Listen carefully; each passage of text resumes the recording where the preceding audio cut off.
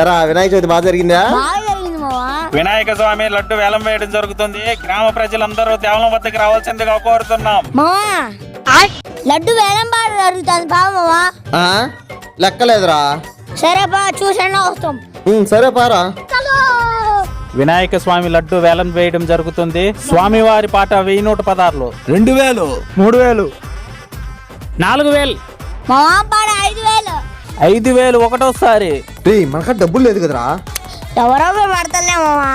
10,000, 10,000 ఒకటోసారి. మావా పాట 15000. 15,000 ఒకటోసారి.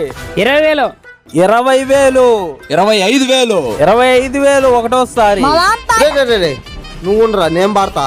30,000, 30,000 ఒకటోసారి, రెండోసారి, మూడోసారి.